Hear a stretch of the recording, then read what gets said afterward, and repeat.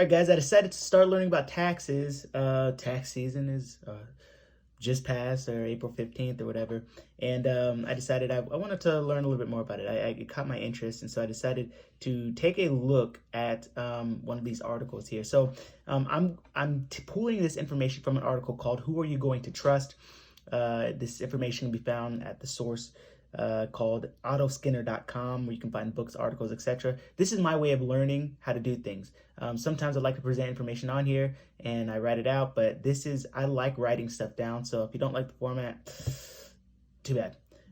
So the reason I'm doing this is because this W-4, remember when we were doing the W-4s and, everyone is doing them, and, it kind of makes sense. It's kind of rational, but this is one of the reasons it kind of came up in my mind why I wanted to share the information, because I was doing the W-4s. I never actually sent them out, but I'm kind of glad I didn't at this point, just because of this information that I found. Again, this is from an Autoskinner article called "Who Are You Going to Trust?" The source is down here at autoskinner.com. If you are claiming exempt on a W-4 to prevent your employer from withholding money for taxes, here are about 4 things that can take place. 1, you can be penalized under 26 USC 6682. You can be penalized $500, guys. You can also be criminally charged under 26 USC 7205. You can also be incarcerated for having made false statements on a W-4. And then also you're giving your prosecutors, if you do go get summoned to the courts, you're giving them proof of attempted tax evasion under 26 USC 7201. And so we're going to move on and check out what these ones are. So as you can see here, I don't know if I can pull this up. There we go. So this is the false information one. Obviously you can't provide false information, guys. You don't want to lie on any government documents, because we have to stay in honor. Okay, so false information here is that one. Go ahead and put that back where you were. And then here is the U.S. tax code 7201. You attempt to evade or defeat a tax. Any person who willfully attempts in any manner to evade or defeat any tax imposed by this title or the payment thereof shall, in addition to other penalties provided by law, be guilty of a felony, and upon conviction thereof be fined not more than $100,000. It's a lot of money, guys. I don't want to pay that just for lying. Okay, so we don't want to lie. Never lie in these documents. And then here's another one, the fraudulent withholding exemption certificate or failure to supply information. So any individual required to supply information, this is the point, guys. If you're required to supply the information to your employer, you should do that. But if you're not required to do that, then you don't have to. There's no requirement to do so. But if you are not required and you willfully supply false or fraudulent information, you can be required.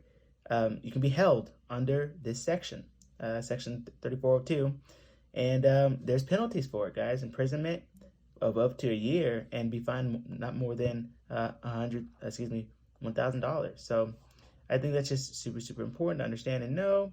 And yeah, so there it is. And I don't think I read this one, but I'll read this one too. False information with respect to withholding. So the civil penalty is, in addition to any criminal penalty provided by law, if any individual makes a statement under section 3402 or under 3406, which results in a decrease in the amounts deducted and withheld under chapter 24, and as of such time such statement was made and there was no reasonable basis for such statement, such individual shall pay a penalty of $500 for such statement. So there you go. That's what the law says. So we're going to move on. So here's a claim for this legal theory. And again, I'm pointing this out because I did get involved in the title stuff, the W-4 stuff, the W-4 sandwiches.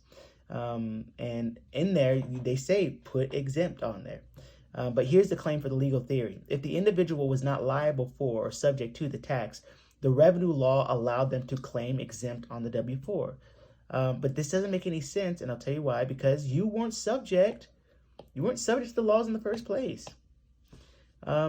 If you're not a taxpayer, you're not subject to the laws of taxpayers, right? But if you I wish I could come up with something off the top of my head, but you weren't subject to the law in the first place. So it's like playing a game and going to jail in the game when you never were a part of the team at all in any ways. So I'm going to give some facts about the W-4, and then we'll be done here. So facts about the W-4, which is the withholding allowance certificate. The W-4 is for taxpayers, guys, to use to claim benefits or allowances that were provided by Congress, guys.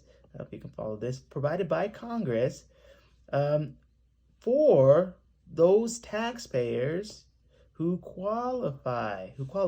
Okay, so it's a status. It's a status. It's a benefit. It's a privilege for taxpayers. If you're not a taxpayer, you shouldn't be claiming a benefit. As soon as you start claiming privileges and benefits, you start consenting to that kind of stuff, then you're giving away your rights. So here's another fact here, that exempt status is, again, provided by Congress, and then it's for taxpayers, just to make that even more clear. So a taxpayer, according to, is defined, it's any person who's subject to the applicable revenue law. If you're subject to it, you're also liable for it too. So any forms, exempt status, revenue laws, they apply to those who are subject to a tax. Subject to or liable for. Subject to or liable for a tax. So I think the important part is that you can't act like a taxpayer and at the same time provide prima facie evidence of taxpayer status. And so this is what I got, again, from autoscanner.com, which I think is really great. I think he does a really good job putting law and his research together. So if you guys want to check that out, go ahead and do so. This is how I learn, and now I know. Hope you guys got something out of it too. Much love.